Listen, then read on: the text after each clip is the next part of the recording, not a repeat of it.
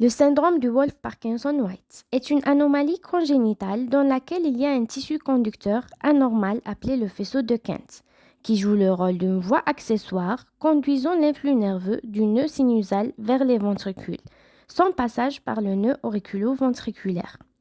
Cette voie étant plus rapide que la voie normale, ce qui provoque une préexcitation ventriculaire.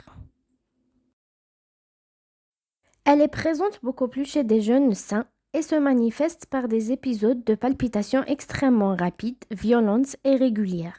L'installation et la disparition de cette dernière surviennent d'une manière brutale. On assiste parfois à d'autres symptômes, citant par exemple une douleur thoracique ou une pré-syncope. L'examen clinique est sans particularité en dehors d'une tachycardie si on assiste à l'épisode. Et on passe à l'ECG.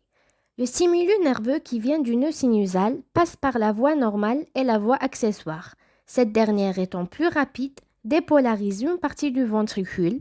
Il en résulte un espace PR qui est court, moins de 0,12 secondes, un empattement du début du QRS, ce qu'on appelle l'onde delta, qui prolonge ainsi la durée du QRS à plus de 0,12 secondes. On note également des modifications secondaires du segment ST et de l'onde T.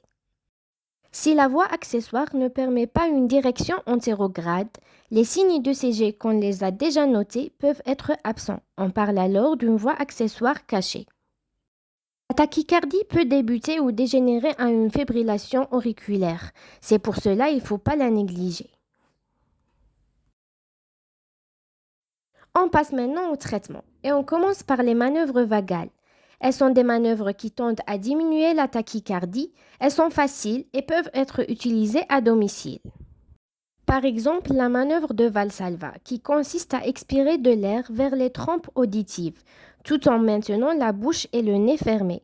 Ou bien même un massage du sinus carotidien, des globes oculaires et pas mal d'autres manœuvres.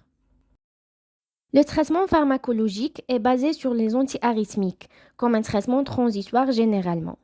L'ablation du faisceau par radiofréquence constitue le traitement de choix.